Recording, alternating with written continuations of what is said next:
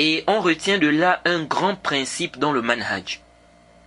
Et malheureusement, beaucoup de gens s'égarent parce qu'ils n'ont pas compris ce principe-là. Et même parmi ceux qui se réclament de la salafiyya. Et même parmi ceux qui se réclament de la salafiyya. Intabihu, intabihu. Le tamir, le laxisme s'est glissé dans les rangs de ceux qui se réclament de la sunna. Parce qu'ils n'ont pas compris ce principe-là. C'est quoi le principe? C'est que la mise en garde n'est pas limitée à l'erreur liée à l'innovation. Certains péchés qui ne sont pas des innovations peuvent impliquer une mise en garde. Ah, c'est très important. Comme le mensonge. Le vol lié à la science, comme là. On voit que depuis l'époque des salafs, des gens de l'éloge et de la critique mettaient en garde contre les gens qui volaient les hadiths.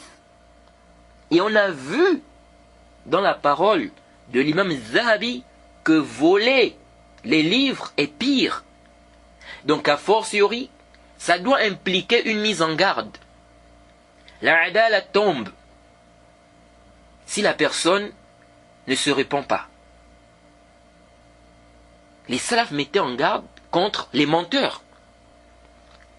Car il y a des gens, si on fait une mise en garde contre quelqu'un, certaines personnes disent, est-ce un innovateur? Mais qui a dit qu'on ne fait la mise en garde que contre un innovateur? Où est le dalil? Où est la preuve de cela? Du Coran ou de la Sunna? Aïna dalil ala hadha? Les gens du hadith ont mis en garde contre les menteurs. Et cela pour préserver la religion. Un salafi peut être un menteur ou pas? Il peut être un menteur. Il y a des salafis qui mentent. Alors si on suppose qu'on a un salafi qui ment sur les savants, sur les gens, il donne des faux jugements, car il ment sur les savants, en disant par exemple que tel savant a dit que telle chose est interdite. Tel savant a dit que telle chose est une innovation. Donc il donne des faux jugements, en mentant sur les savants. On ne doit pas mettre en garde contre lui, on doit le laisser égarer les gens, sous prétexte qu'il est entre griffes salafi. Un salafi qui critique ses frères salafis sans preuve. Il critique des gens sans preuve. Et ça crée des dégâts. On lui parle, il ne comprend pas. On ne doit pas mettre en garde contre lui, sous prétexte qu'il est salafi. Il se peut même qu'il devienne innovateur, qu'on le classe parmi les innovateurs. À cause de ces agissements-là. C'est pourquoi on a même un autre problème. Ceux qui limitent l'innovation aux grandes innovations, comme celles liées à la croyance des noms et attributs. Les innovations liées à la croyance des noms et attributs, ou au destin, ou à la fois aux anges. Ils te disent, un tel n'a pas contredit la croyance des gens de la sunna dans les noms et attributs, dans le chapitre de la foi, en ce qui concerne la foi aux anges, la foi aux livres, au destin. Il n'appelle pas au shirk. Il n'appelle pas aux révoltes contre le gouverneur ou bien contre les gouverneurs musulmans.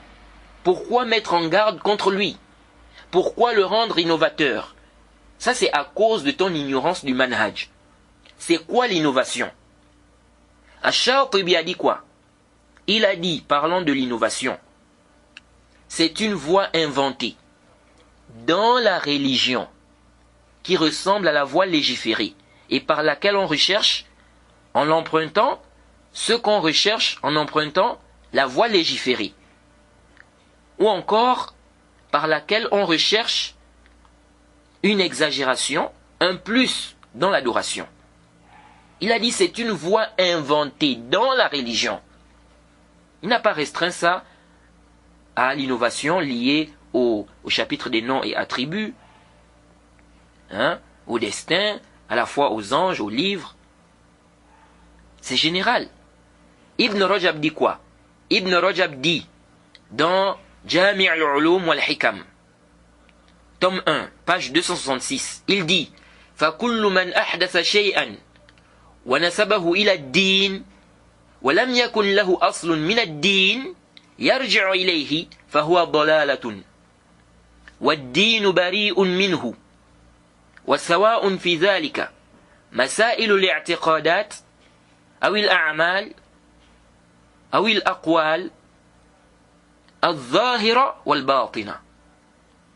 Il dit, tout celui qui va innover une quelconque chose et qui va l'attribuer à la religion et qu'elle ne repose sur aucun fondement faisant partie de la religion, alors ceci est un égarement. Il dit فَكُلُّ مَنْ أَحْدَثَ شَيْئًا وَنَسَبَهُ إِلَى الدِّينِ وَلَمْ يَكُنْ لَهُ أَصْلٌ مِنَ الدِّينِ يَرْجِعُ إِلَيْهِ فَهُوَ ضَلَالَةٌ. C'est clair. Tout celui qui va innover une quelconque, il dit bien ici فَكُلُّ مَنْ أَحْدَثَ شَيْئًا, tout celui qui va innover une quelconque chose et qui va l'attribuer à la religion et qu'elle ne repose sur aucun fondement faisant partie de la religion, alors ceci est un égarement. Et la religion est innocente de cela. Que cela soit dans les questions de croyance ou que cela soit dans des actes ou des paroles apparentes et cachées. C'est général. Et ce qui montre que l'innovation n'est pas limitée aux grandes innovations qu'on connaît là, ou à ce qui est lié au chapitre des noms et attributs, ou bien au chapitre du destin, ou bien la foi aux livres, aux anges, hein? Le prophète Mohammed sallallahu alayhi wa sallam dit quoi? Le hadith est dans le Sahih al-Bukhari. Le hadith numéro 2697. Et dans le Sahih Muslim, c'est le hadith numéro 1118. Le prophète Mohammed sallallahu alayhi wa sallam dit ceci: Man ahdatha fi amrina hadha ma laysa minhu aw fihi fahuwa raddun. Le prophète est clair. Man ahdatha fi amrina hadha ma laysa minhu aw fihi fahuwa raddun. Le prophète Mohammed sallallahu alayhi wa sallam dit: celui qui va innover dans notre affaire-ci, donc dans la religion, ma laysa minhu, ma ici là c'est général. On avait déjà vu ça dans les fondements de la sunna, si je ne m'abuse. Ma laysa minhu, c'est général. Tout ce qui n'en fait pas partie. Donc tout ce qui ne fait pas partie du din, apporter ça, c'est rejeté. Donc, l'innovation est générale. Le prophète dit, celui qui va innover dans notre affaire-ci, ma laysa minhu. Ma ici, c'est général, il faut repartir, n'est-ce pas, dans les explications des gens des usul. Ma ici, là, c'est général. Ma laysa minhu. C'est pourquoi ce hadith réfute aussi ceux qui disent qu'il y a des bonnes innovations. Il y en a réfuté cela dans les fondements de la sunna. Le prophète dit ma laysa minhu. Donc ce qui n'en fait pas partie, il dit quoi? C'est rejeté. Ce n'est pas accepté. Donc l'innovation ne se limite pas, n'est-ce pas, aux innovations liées au chapitre des noms et attributs, liées au chapitre de la foi, liées aux questions du destin, hein, la foi aux anges, aux livres. Non, c'est vaste. L'innovation, c'est quelque chose de vaste. Vous voyez, que ce soit dans la croyance ou des fondements. Les gens comme les Halabi, hein, Al-Halabi, les Abul Hassan, les Falih al-Harbi, qui qui ont apporté, n'est-ce pas, qui ont innové dans la religion en apportant des fondements qui sont complètement batila, qui n'ont pas, n'est-ce pas, de base. Lorsque vous voyez certains gens de science qui ont fait le tabdi' de ces gens-là, vous pensez que c'est à cause de quoi? C'est parce qu'ils ont vu que ces gens-là ont innové dans le din. Ils ont apporté des règles, des fondements qui ne reposent sur aucune preuve. Et ils ont persisté en philosophant. Vous voyez? Donc lorsque quelqu'un vient dire, est-ce que Falih al-Harbi a des innovations dans les noms et attributs, dans le Tawhid al-Rububiyya, est-ce qu'il appelle au shirk? Est-ce qu'il insulte les compagnons? Il n'a rien compris au sujet de l'innovation. Le tabdi', ceux qui veulent limiter le tabdi' à ce genre d'innovation ou ce genre d'égarement sont en train de suivre une voie très dangereuse. L'innovation dans le din est plus vaste. Les chiites que vous voyez là, vous pensez que ces chiites-là sont en désaccord avec les gens de la sunna sur tous les sujets? Non. Il y a certains sujets où ils sont en accord avec les gens de la sunna. Mais ça n'empêche pas de faire leur tabdi', leur takfir même. Vous voyez? Donc c'est clair. Et Allah a dit, وَمَنْ يُشَاقِقِ الرَّسُولَ مِنْ بَعْدِ مَا تَبَيَّنَ لَهُ الْهُدَى وَيَتَّبِعْ غَيْرَ سَبِيلِ الْمُؤْمِنِينَ نُوَلِّهِ مَا تَوَلَّى وَنُصْلِحِ جَهَنَّمَ وَسَاءَتْ مَصِيرًا. Soit 4 verset 115. Et quiconque fait scission avec le messager, après que le droit chemin lui est apparu, et suit un sentier autre que celui des croyants, alors nous le laisserons comme il s'est détourné et le brûlerons en enfer ou dans l'enfer. Et quelle mauvaise destination. C'est général ici.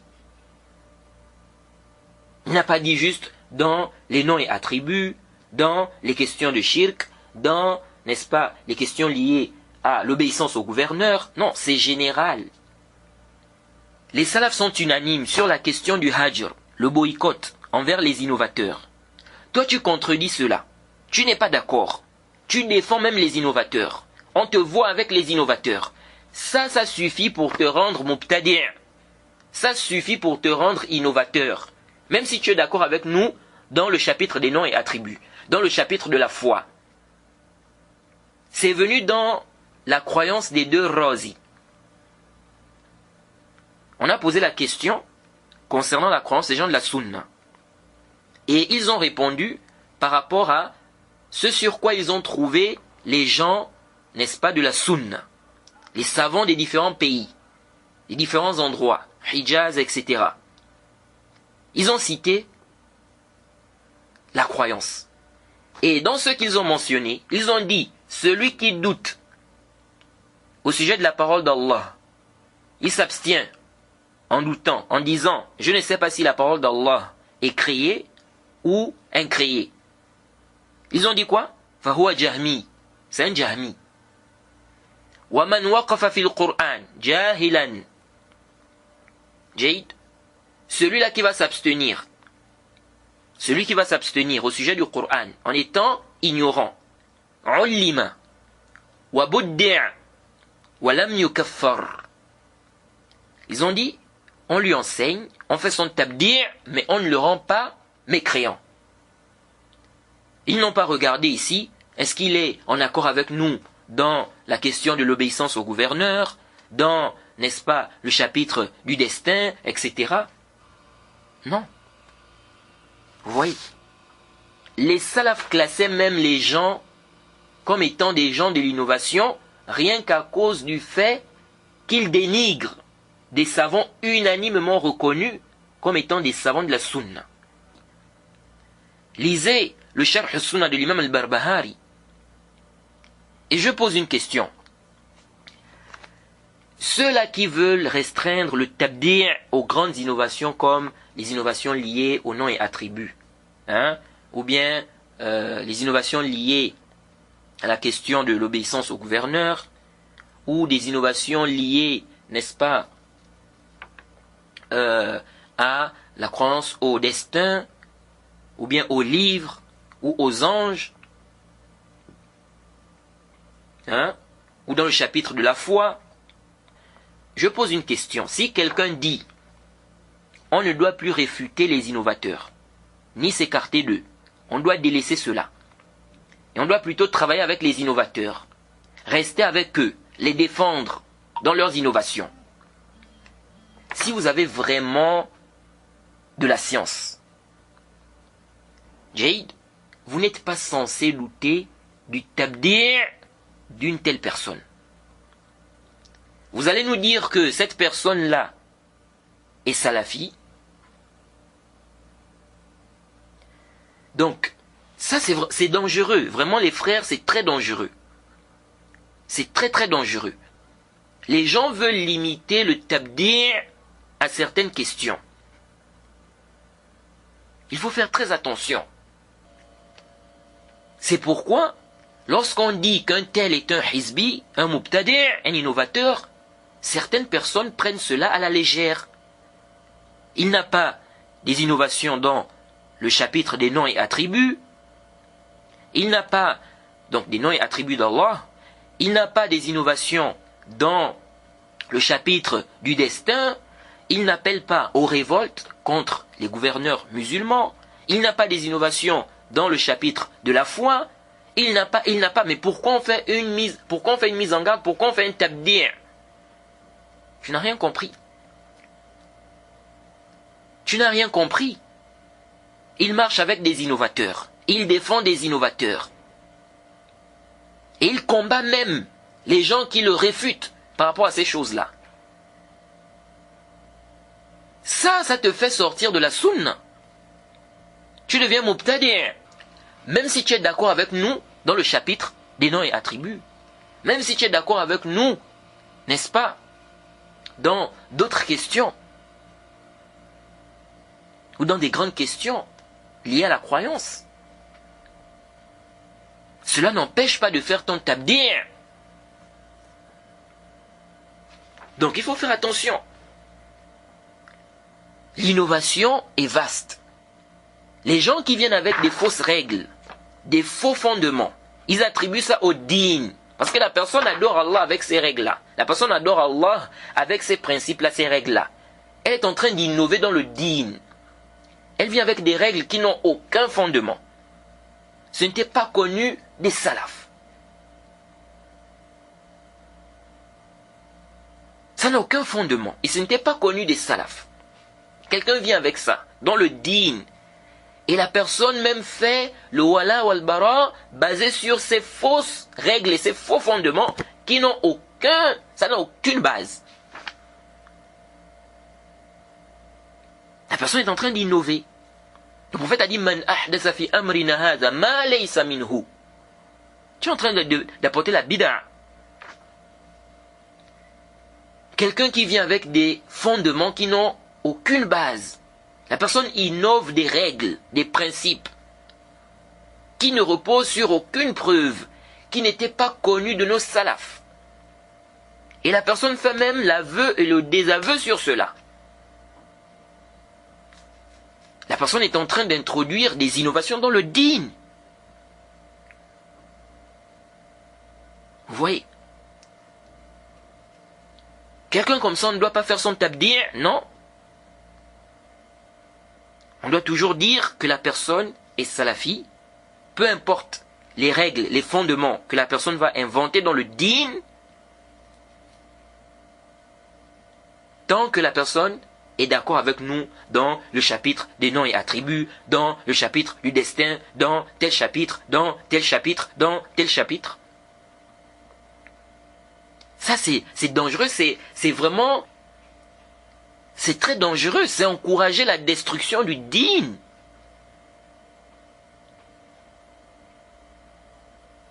Donc il faut faire attention. Il faut vraiment, vraiment faire attention. Ça c'est un point qui est important les frères. Certaines personnes ne comprennent pas. Lorsqu'on dit tel prédicateur de France est un hizbi, c'est un sectaire. c'est un mubtadi'. Ils ne comprennent pas. Mais on ne voit pas que ce prédicateur-là a insulté les compagnons. On ne voit pas que ce prédicateur-là a des égarements dans le chapitre des noms et attributs. Ce prédicateur-là n'appelle pas au shirk. Mais c'est quoi? Pourquoi on dit qu'il est mubtadi'?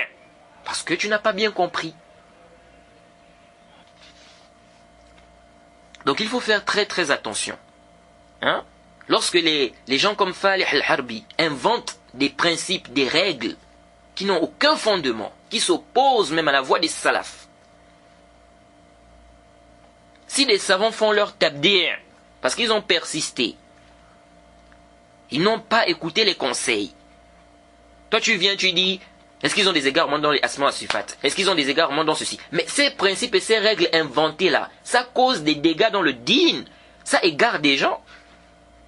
Et ils le font, quand ils mettent ces principes là, ils adorent Allah avec. Ils attribuent ça au dîn.